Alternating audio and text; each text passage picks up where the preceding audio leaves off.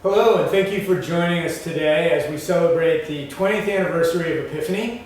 It's kind of hard to believe it's 20 years. It doesn't seem that long, but quite an accomplishment, I would say.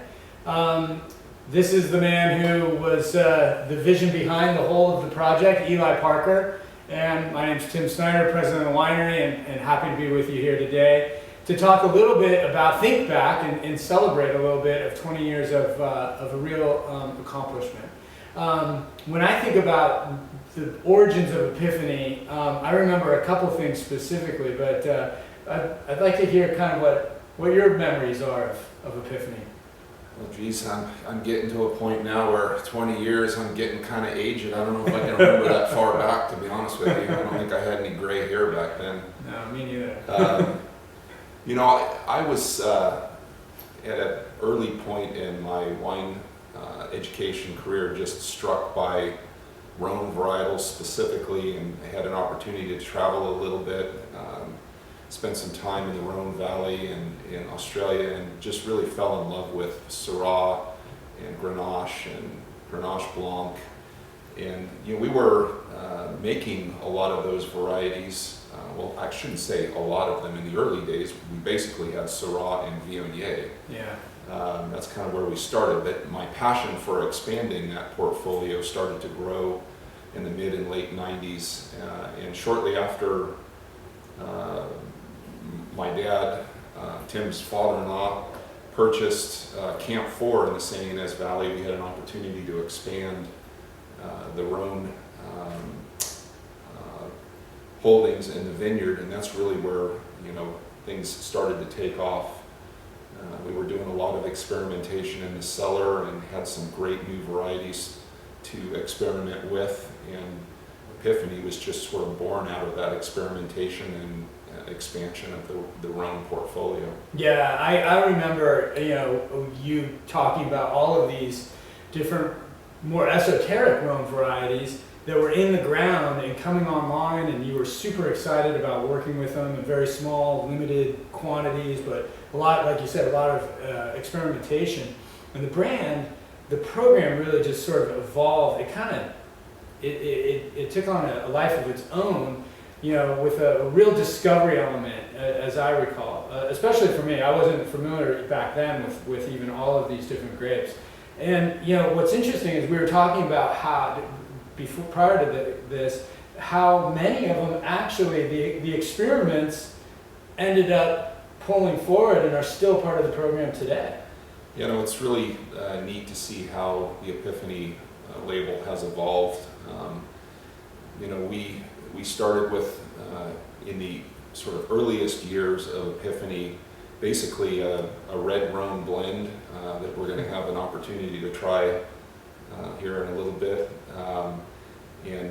Obviously we had some blending components for that, but we slowly started to expand and added things like Counois and Cinsault and Carignan, and on the white side a little bit of Grenache Blanc and Roussanne, and that really allowed us to the building blocks to experiment with some really fun and interesting blends that still to this day are kind of the backbone of the Epiphany program. Yeah, absolutely. And I think another thing that's been really rewarding over the years as the program continues to develop is, well, the majority of this in the early days was sourced from Camp 4 vineyard, which was a great vineyard that you all planted, and we still use fruit from Camp 4. I think what's been interesting is that we've moved a lot of these varieties over to Rodney's vineyard, and as Rodney's vineyard has grown and developed, and there's opportunities for some grafting and redevelopment in Rodney's vineyard.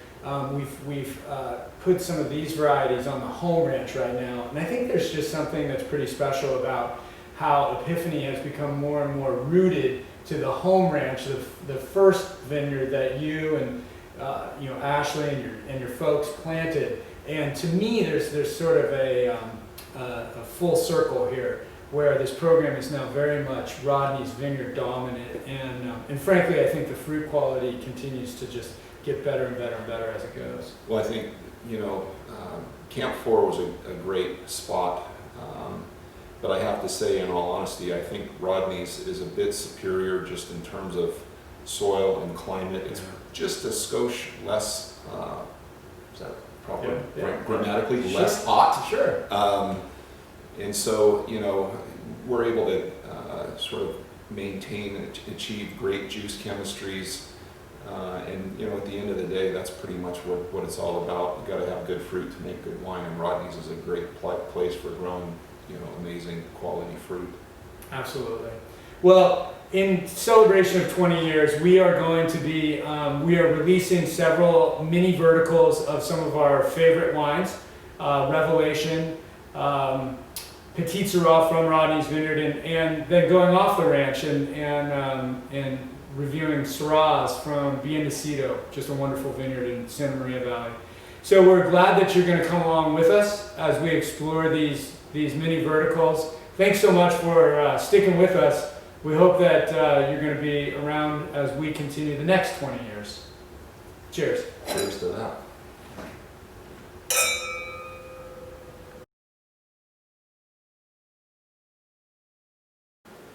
So now we're going to jump into our Flight of Revelation. This was the really the flagship wine of Epiphany, still kind of is today. And for me, some of the oldest memories of the conception of the whole Epiphany program is tied to and rooted with Revelation and your desire back then to make these red blends. Yeah, you know, I think I mentioned in the intro a couple of trips that I took to the Northern Rhone and the trip that we took together in the early 2000s. I can't remember what year specifically it was, but we had an opportunity to travel around, spend some time in Adelaide and Claren Vale and the Barossa, and some of the wines that are produced down there are just absolutely incredible. I mean, so much fruit, and they just literally kind of are captivating. Once you taste them, it's like, man, that's something you'll never forget. And it was at that point that I was pretty convinced that we had the ability to do that in Santa Barbara. I mean, I had a glimpse of the fact that, you know, we could make some great standalone Syrah and great standalone Grenache, and, you know, didn't really know what we had to work with Cuvance and so and all the rest, but seemed logical that we should be able to do well with those. And so we started playing, and Epiphany Revelation was born out of that. Yeah, and I too remember tasting at some phenomenal wineries in Barossa and the Claren Vale specifically, and you consistently saying, you know, we could do this. We can make these kinds of wines. And frankly now, as we go back and look at some of these that are, you know, up to 9 years old, I think it's really exciting to see these age and Absolutely. age gracefully. And as they're aging gracefully too, one of the things we were just talking about as we tasted before we got on camera is how much life and energy and real structure there is in these wines.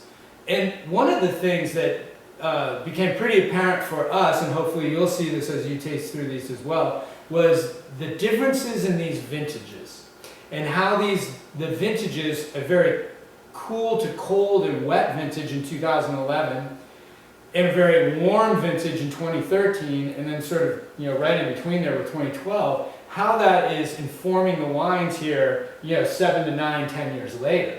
And so maybe, can you walk us through what you see with that in these different vintages? Sure, this is kind of a neat opportunity. You taste through a mini vertical like this, and you know, you can compare and contrast. We have kind of one outlier in the bunch. The 2011 vintage is the only one that is not, if I'm not mistaken, exclusively from Rodney's Vineyard. We were using a little bit of different fruit for this wine, but 2011, you know, still has a lot of really nice fruit character to it for a wine that's, you know, nearly 10 years old.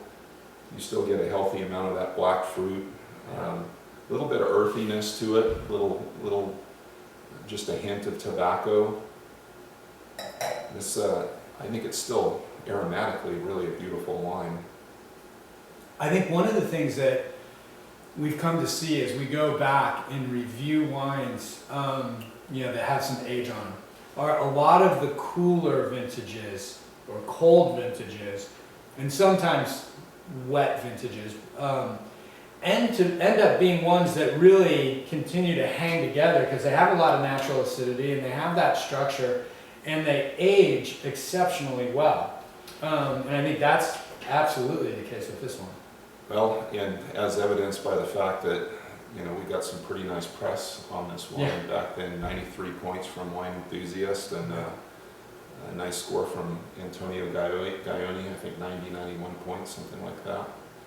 And so, pretty tasty. They're reading between the lines. Yeah, So, exactly. So if we taste the 2012 vintage then and move into this, honestly, I had actually forgotten that for a couple vintages, this one and the 2013 included, we were putting a little dollop of Pinot Noir, or excuse me, a Petit Syrah into this blend as well.